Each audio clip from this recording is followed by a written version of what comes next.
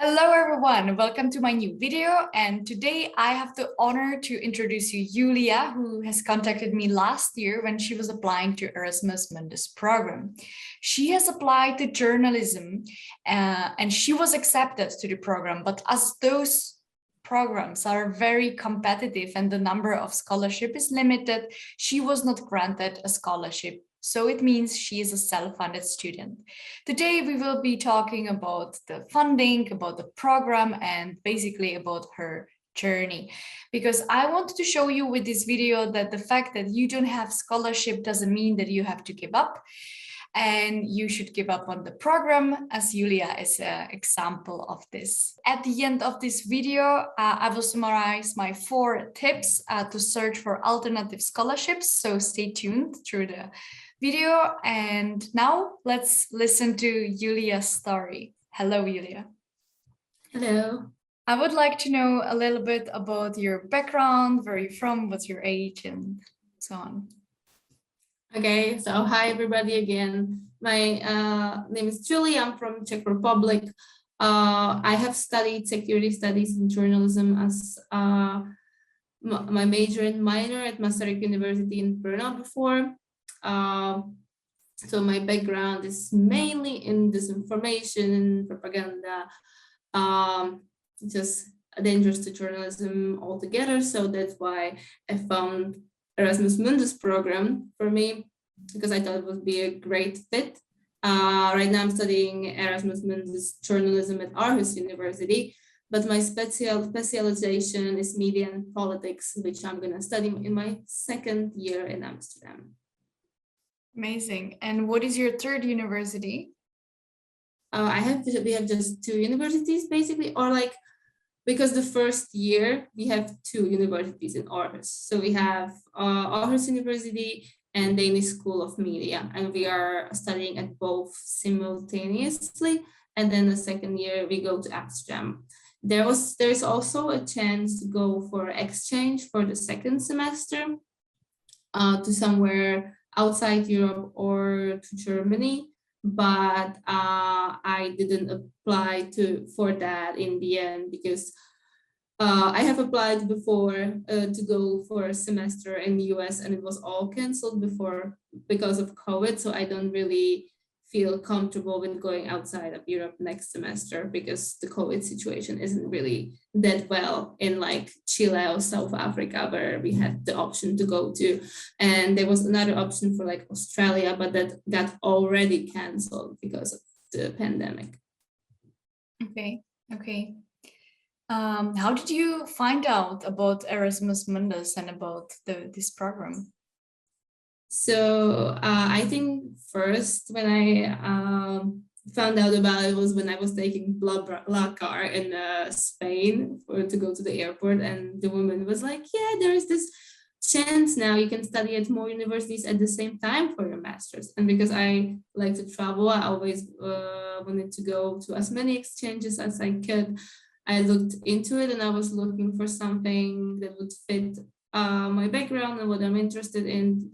And first, I wanted to apply to the security Erasmus Mundus, but then I found out this would actually be a better fit, since it focuses a lot on the media and politics in the 2nd year. So when you've decided you will be applying for the Erasmus Mundus, what was the application process like? Was it difficult for you to go through all the required documents and so on? I think the application is like not really hard, but it's very time consuming, because we had to write like a essay about the biggest dangers to journalism in our country, plus there was some motivational letter, and you need to get all the like reference letters, and sometimes getting a reference letter from an employer who's an editor while there is a pandemic going on takes a little more time than you would expect. So I was like I was working on the application for like 2 months, and still like the day before the deadline, I was like, So it's not really that hard, but you have to put a lot of effort into it, because there is a lot of people signing up for these programs and not that many people get it. Mm-hmm. Yeah, I totally agree. To finish my application, it took me also several weeks. When did you receive the results? I have received the results in the end of February and the beginning of March. I think it was like 1st of March actually, because it was when Maastricht University started with like a new semester, because I signed up for a major there, and then the first day of the university I got an email that I got accepted to Erasmus Mundus. So I was like, hi university and bye university. So the results for you were, I can imagine, both positive and maybe a little bit negative, in the sense that you were accepted, but you were not awarded scholarship. Do you know the reason why, or would you have done something differently now if you know backwards?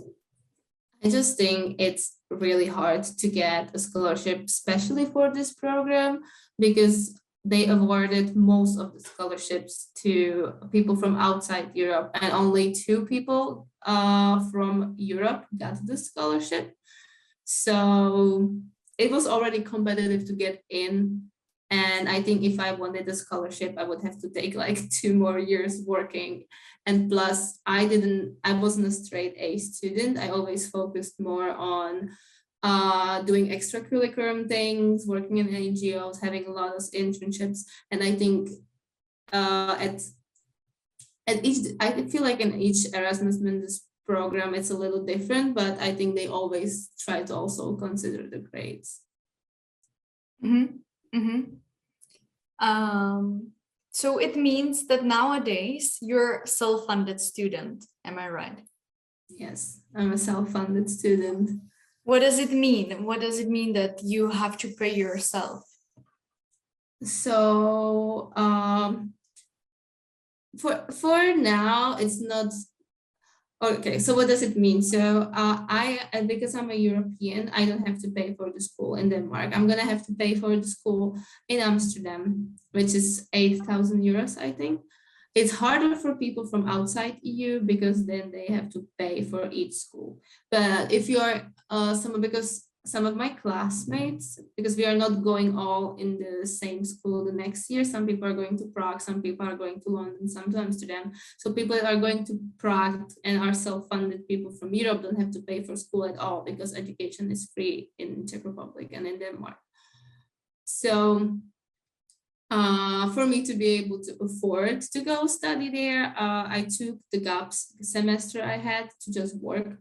So I just had like a 24/7 hours a week a job, and I saved up some money, and then my parents support me for accommodation here, which also helps.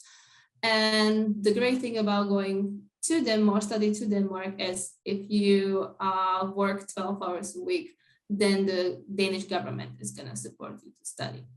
So right now, this is what I'm working on to get it's called SU. It's like a student grant from the Danish government.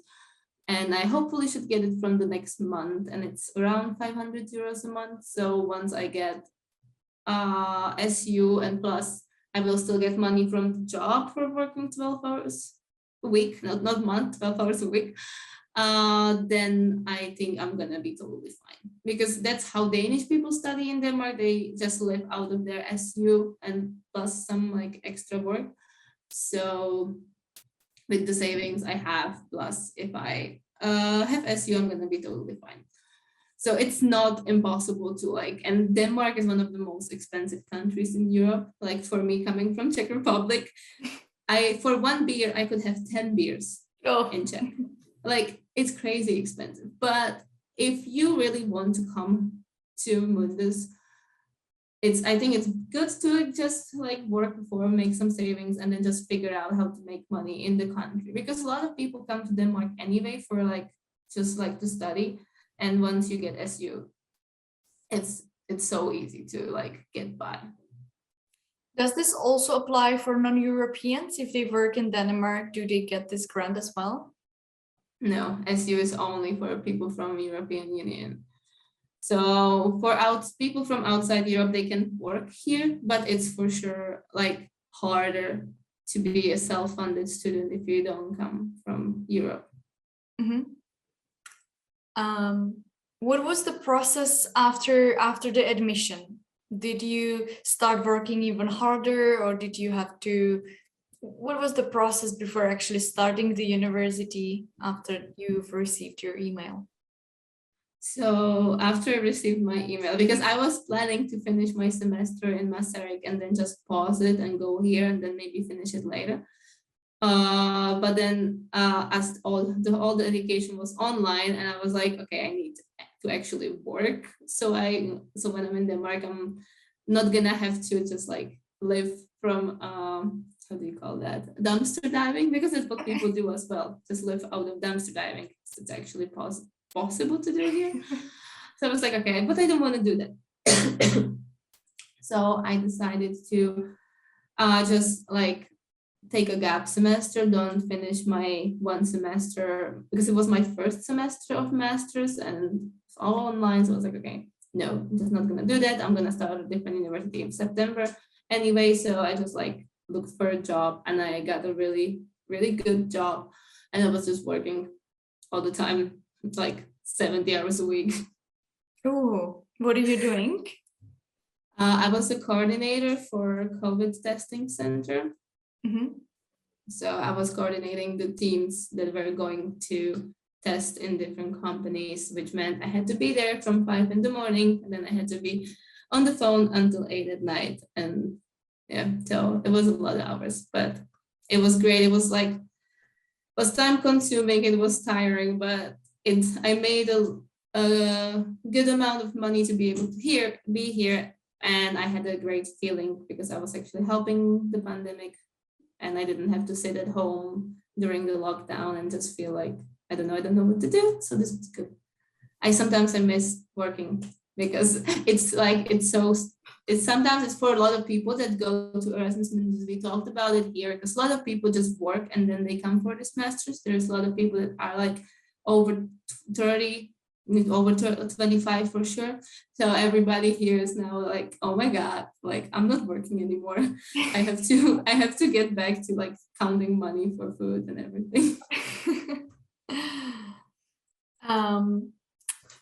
When we were talking even before this video, then you've mentioned that you will be receiving some scholarship for studying in the Amsterdam.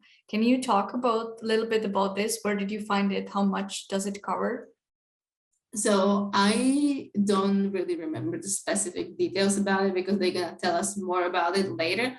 But it's some like Erasmus scholarship, and they said that by far everybody got it, and it's around 3,000 euros. So it's something that should help us covering the costs in Amsterdam because it's gonna be more challenging there because of the fact that we have to pay the 8,000 euros for the school on top of everything. So like if someone is planning to apply to here, I think the best way to do this is like get SU as soon as possible and then just try to save up some of that money, because if you work and you have a SU, it's totally possible for you to save up some money and then just use this money in Amsterdam. But it should be pretty easy because here to get a job, it can be a little challenging, but in Amsterdam, it should be much easier as it's like a really huge city. Then like there, getting a job is fine. Do you have any other advice for other self-funded students, other tips which would you like to know before you were maybe applying or now when you have the experience of being in the program? I think I don't really know because I'm just here for 2 months. So I think maybe like some more things are gonna come up later and I'm gonna be like, but I would just say go for it, like if you work, you're gonna make it work. And like Denmark is super crazy expensive. And there is like if you're planning to apply to other Mundus programs, there are cheaper countries And if I can do it in Denmark, coming from Czech Republic, you can do it as well. Amazing, amazing. Thank you for your encouraging words. That was the reason why I've asked you to make this interview, because we come from the same country and being in Scandinavia is definitely not the cheap option. But I wanted to show everyone that not even being awarded scholarship doesn't mean that it should hinder you from doing the program. Yeah. Okay. Do you have anything what you would like to add? Oh, I don't know. I think we said like most of the things. I think if you're thinking about doing Erasmus Mundus,